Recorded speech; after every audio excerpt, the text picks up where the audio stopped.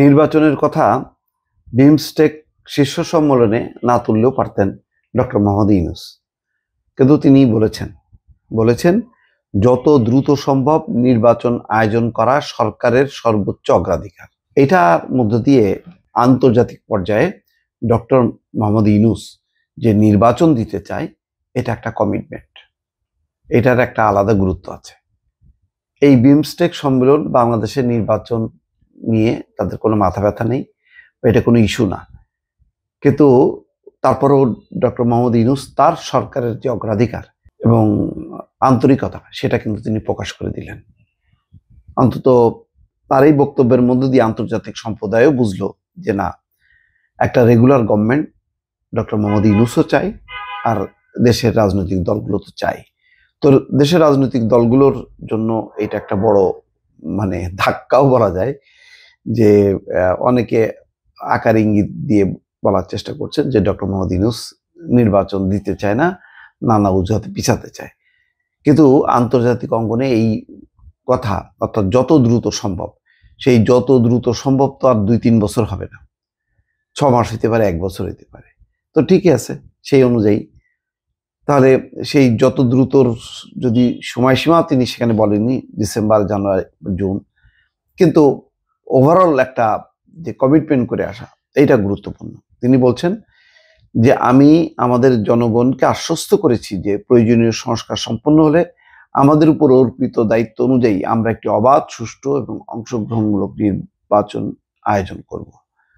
বিমস্টেক শীর্ষ সম্মেলনে দেওয়া ভাষণে প্রধান উপদেষ্টা এই কথা বলেন। বাংলাদেশের জুলাই গণঅভ্যুত্থানের প্রসঙ্গ তুলে ধরছেন তিনি। বলছেন যে 71 সালে লাখ লাখ সাধারণ নারী, পুরুষ, শিশু এবং যুবক একটি নৃশংস সেনাবাহিনীর বিরুদ্ধে 9 মাস ব্যাপী গণহত্যায় সর্বোচ্চ ত্যাগ স্বীকার করেছিলেন। বাংলাদেশের সরকার প্রধান অধ্যাপক ইউনূস বলছেন, আমাদের জনগণ একটি অন্তর্ভুক্তিমূলক, ন্যায়সঙ্গত এবং স্বাধীন সমাজের স্বপ্ন দেখেছিল, যেখানে প্রতিটি সাধারণ মানুষ তার স্বপ্ন বাস্তবায়ন করতে পারবে। দুঃখজনকভাবে গত 15 বছরে আমাদের জনগণ, বিশেষ করে যুব সমাজ, ক্রমাগত তাদের অধিকার এবং স্বাধীনতা সংকুচিত হতে দেখেছে। তারা রাষ্ট্রের প্রায় প্রতিটি প্রতিষ্ঠানের অবক্ষয় এবং নাগরিক অধিকারের অবমাননা প্রত্যক্ষ করেছে।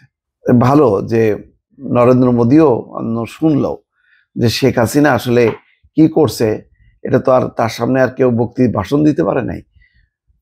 অধ্যাপক মোহাম্মদ ইউনূস অন্তত শোনায় দিল আর কি। বিমস্টেকে শুধু নরেন্দ্র মোদী না, সেখানে ওই যে মিয়ানমারের জান্তা প্রধান, তাকেও শোনায় দিল যে বাংলাদেশ কিভাবে একটা স্বৈরতন্ত্র এবং স্বৈর শাসনের বিরুদ্ধে লড়াই করে বিজয় ছিনিয়ে আনলো।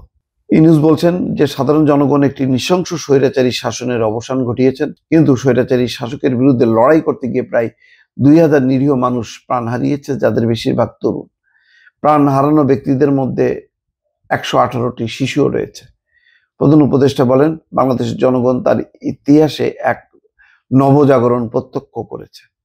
যাক, জুলাই গণ আন্দোলনের পুরো প্রেক্ষাপটটা তুলে ধরে যে আবার তিনি বলছেন যে নির্বাচন যত দ্রুত সম্ভব অনুষ্ঠান করবে, এই কমিটমেন্টটা, এইটার প্রতি অন্তত বাংলাদেশের রাজনৈতিক দলগুলোর আস্থা থাকা উচিত।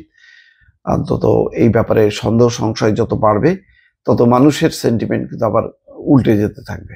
তো ফলে এটাও মাথায় রাখা দরকার সব পক্ষের। ভালো থাকবেন। আল্লাহ হাফেজ।